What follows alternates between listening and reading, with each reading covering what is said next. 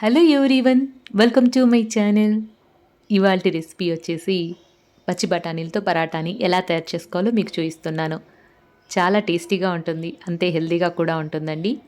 ఈ పచ్చి బఠానీలతో పరాటాను తయారు చేసుకోవడం కోసం ముందుగా 2 కప్పుల పచ్చి బఠానీలు తీసుకోవాలి. నేను వాటిని ముందుగానే శుభ్రం చేసి పక్కన పెట్టేసుకున్నానండి. రుచికి సరిపడా ఉప్పుని, అలాగే 1.5 టీ స్పూన్ జీలకర్ర, 1.5 టీ స్పూన్ గరం మసాలాని ముందుగా సిద్ధం చేసి పెట్టుకోవాలి. అలాగే పచ్చి బఠానీల్ని ఏ కప్పుతో తీసుకున్నానో ఆ కప్పుతో 2 కప్పుల గోధుమ పిండి, 2 చీజ్ స్లైసెస్ని రెడీగా పెట్టేసుకున్నాను. ఇప్పుడైతే ముందుగా మిక్సీ జార్ తీసుకున్నటువంటి పచ్చి బఠానీల్ని మిక్సీ జార్లో వేసి అందులోకి జీలకర్రని, గరం మసాలాని, రుచికి సరిపడా ఉప్పును వేసి మెత్తటి పేస్ట్లా చేసుకోవాలి. గ్రైండ్ చేసుకునేటప్పుడు వాటర్ ఏమీ యాడ్ చేయకుండా మెత్తగా రుబ్బుకోవాల్సి ఉంటుంది. మీకు కారం కావాలి అనుకుంటే కనుక పచ్చిమిర్చిని ఈ స్టేజ్లో యాడ్ చేసుకోవచ్చు. నేనైతే చివరిలో పరాటాను తయారు చేసేటప్పుడు రెడ్ చిల్లీ ఫ్లేక్స్ వేసుకుందామనేసి ఇక్కడ పచ్చిమిర్చిని యాడ్ చేయట్లేదు. వాటర్ ఏమీ లేకుండా మెత్తటి పేస్ట్ చేసుకున్నానండి. మీరు తీసుకున్నటువంటి పచ్చి బఠానీ వచ్చేసి బాగా లేతగా ఉందనుకోండి, కాస్త రుబ్బుకునేటప్పుడు కాస్త జారుడుగా తయారవుతుంది. అప్పుడు ఏమీ టెన్షన్ పడిపోకండి, పరాటాలు రావు అనేసి. ఆ మిశ్రమంని కాస్త చేత్తో పిండినట్లయితే వాటర్ వచ్చేస్తుంది కదా, ఆ వాటర్ని గోధుమ పిండి తడుపుకోవడానికి యూజ్ చేసుకోవచ్చు.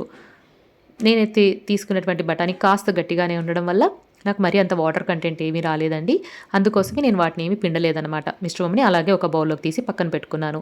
ఇప్పుడైతే గోధుమ పిండిలోకి రుచికి సరిపడినటువంటి అంత ఉప్పు వేసుకొని తగినంత వాటర్ వేస్తూ గట్టి చపాతీ ముద్దలాగా తడిపి పెట్టుకోవాలి. మరీ జారుడుగా మాత్రం పిండిని తడుపుకోకండి. పరాటాలు చేసేటప్పుడు కాస్త పిండి అనేది కాస్త గట్టిగా ఉందనుకోండి, రుద్దుకునేటప్పుడు మనకు ఈజీగా ఉంటుంది. ఇలా తయారైనటువంటి ఈ పిండి ముద్ద పైన 1 టీ స్పూన్ నూనెని వేసి మరొకసారి పిండిని తడిపేసుకొని 10 నిమిషాల పాటు మూతను మూసి పక్కన పెట్టుకోవాలి. మనకు పిండి కాస్త నానిందనుకోండి, పరాటాలు చేయడానికి సులువుగా ఉంటుంది. ముందుగానే పిండిని తడిపెట్టుకొని ఆ తర్వాత బఠానీ మిశ్రమాదిరి కూడా రెడీ చేసుకోవచ్చు. 10 నిమిషాల తర్వాత మూతని తీసి పిండిని ఒకసారి చేత్తో అలా మెత్తగా అనేసి తగినంత సైజులో బాల్స్ని తయారు చేసుకోవాలి. నేనైతే ముందుగా ఒక 4 బాల్స్ని తయారు చేసుకుంటున్నానండి. ఈ సైజ్ బాల్స్ అనమాట. పొడిపిండిగా గోధుమ పిండిని చల్లుకుంటూ మొదటగా ఒక బాల్ని తీసుకొని పూరీలాగా ఒత్తుకోవాలి. అలా ఒత్తుకున్న తర్వాత ఆ పూరీ పైన ఇందాక స్టఫ్ చేసుకోవడానికి మిక్సీ పట్టి పెట్టుకున్న మిశ్రమం ఉంది కదా, ఆ మిశ్రమంని పెట్టి ఈక్వల్గా స్ప్రెడ్ చేసేసుకోవాలి. వాటిపైన రెడ్ చిల్లీ ఫ్లేక్స్ని నేను స్ప్రింకిల్ చేసుకుంటున్నాను. రెడ్ చిల్లీ ఫ్లేక్స్ అంటే మీ దగ్గర సపరేట్గా లేకపోయినా పర్లేదండి. మనకి ఇంట్లో ఎండుమిరపకాయలు ఉంటాయి కదా, వాటిని కాస్త మిక్సీ పట్టేసుకున్నటువంటి ఫ్లేక్స్ తయారైపోతాయి. వాటిని మీరు స్ప్రింకిల్ చేసేయచ్చు. లేదా మిక్సీ పట్టుకునేటప్పుడు స్టార్టింగ్లో చెప్పాను కదా, పచ్చిమిర్చి వేసుకోవచ్చని, అలా కూడా మీరు వేసుకోవచ్చండి. ఇలా స్ప్రింకిల్ చేసుకున్న తర్వాత వీటిపైన చీజ్ స్లైస్ని పరుచుకోవాలి. మీ దగ్గర పనీర్ కానివ్వండి, చీజ్ క్యూబ్స్ ఉన్నాయనుకోండి, వాటిని తురిమి కూడా వేసుకోవచ్చు. నా దగ్గర స్లైస్ మాత్రమే ఉందండి, అందుకోసమే స్లైస్ పెట్టేశాను. పైనుంచి ఇంకొక చపాతీని పెట్టేసి ఎడ్జెస్ అంతా వీడియోలో చూపిస్తున్నట్లుగా రెండింటిని అతుక్కునేలాగా మెత్తగా గట్టిగా ప్రెస్ చేసేసుకొని పైన కొద్దిగా పొడిపిండి చల్లి ఎక్కువ ప్రెషర్ ఇవ్వకుండా మరొకసారి పరాటాలాగా ఒత్తేసుకోవాలి. ఎక్కువ ప్రెషర్ ఇచ్చామనుకోండి, మిశ్రమం అనేది బయటికి వచ్చేస్తుంది. ఇప్పుడు వీటిని వేడి పెనం పైన వేసి చక్కగా 2 వైపులా నూనెని కానీ, వెన్నని కానీ, లేదా నెయ్యిని కానీ ఏదైనా సరే వేసి మంచి బంగారు రంగు వచ్చేలాగా కాల్చుకోవాలి.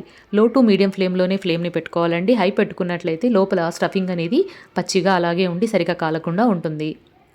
ఎందుకంటే నేను బఠానీల్ని ఉడికించలేదు. మీరు ఉడికించిన బఠానీ వేసుకున్నట్లయితే కనుక అప్పుడు వాటర్ కంటెంట్ వస్తుంది కాబట్టి అప్పుడు మీరు మిశ్రమంని మిక్సీలో వేసి పేస్ట్ చేసుకున్న తర్వాత కాస్త గట్టిగా ముద్దని పిండి వేసుకొని ఆ వాటర్ని చపాతీ పిండి తడపడానికి యూజ్ చేసుకోవచ్చు. చూసారా, పరాటా కాలేటప్పుడు బాగా పొంగుతూ కూడా ఉందండి. ఇలా నేను తీసుకున్నటువంటి 4 బాల్స్ని 2 పరాటాల్లాగా చేసి పెట్టేసేసుకున్నాను. వీటిని ప్లేట్లోకి తీసుకొని కావాల్సినంత షేప్లో కట్ చేసుకోవచ్చు, లేదా అలా ప్లెయిన్గా కూడా తీసేసుకోవచ్చు. నేనైతే మీకు లోపల చీజ్ అనేది ఎంత బాగా మెల్ట్ అయిపోతుందో చూపించడం కోసం అనేసి ట్రయాంగిల్ షేప్లో కట్ చేస్తున్నాను. చాలా అంటే చాలా టేస్టీగా ఉంటుందండి. వేడివేడిగా సూపర్గా ఉంటుంది ఈ పరాటా. చూసారా, చీజ్ అంతా మెల్ట్ అయిపోయి చూడగానే నోరు ఊరిపోయేటట్టుగా ఉంటుందండి. టేస్ట్ కూడా అంతే బాగుంటుంది. ఇలా తయారైనటువంటి పరాటాల్ని ఏదైనా గ్రీన్ చట్నీతో కానీ లేదా పెరుగుతో కానీ సర్వ్ చేసుకోవచ్చు. నేను ఈ పరాటాని లంచ్లోకి ప్లాన్ చేసుకున్నాను అనమాట. ఒక పరాటాని 4 స్లైసెస్ లాగా కట్ చేసుకున్నాను కదా, వాటితో పాటుగా 1 కప్పు దానిమ్మ గింజలు, 1 కప్పు కమ్మటి పెరుగు, 1 కప్పు క్యారెట్ స్లైసెస్ని నేను లంచ్లోకి తీసుకుంటున్నాను. ఇలా అన్ని కలర్స్లో ఉన్నటువంటి వెజిటబుల్స్ని అలాగే ఫ్రూట్స్ని ఒక లంచ్లో తీసుకున్నట్లయితే వాటి నుంచి మనం అన్ని రకాల పోషక విలువల్ని గ్రహించగలుగుతుంది మన శరీరం అనేది. మీరు పెరుగుకు బదులుగా మజ్జిగను కూడా తీసుకోవచ్చండి. నేనైతే పెరుగును ఇష్టపడతాను కాబట్టి పెరుగును తీసుకున్నాను. మీరు మజ్జిగను కూడా లంచ్‌లో తీసుకోవచ్చు. మరి మీరు కూడా మీ లంచ్ ప్లేట్‌ని ఇలా కలర్‌ఫుల్‌గా ప్లాన్ చేసుకుంటారని అనుకుంటున్నాను. ఒకవేళ మీరు పరాటాలు చేసుకోవడం ఇబ్బందిగా ఉంది, ఇంత ప్రాసెస్ ఎందుకు అనుకుంటే కనుక బఠానీలన్నిటిని మిక్సీ పట్టేసాను కదండీ! ఆ పేస్ట్‌ని గోధుమ పిండిలో వేసి చక్కగా కలిపేసుకొని నార్మల్ చపాతీలాగా చేసుకొని కూడా వేడి వేడిగా ఈ పరాటాలని ఎంజాయ్ చేయొచ్చు. ఇంతసేపు వీడియోని చూసారు కదండీ! నచ్చితే లైక్ చేయండి, షేర్ చేయండి. వీడియోని వాచ్ చేసినందుకు థాంక్ యూ సో మచ్.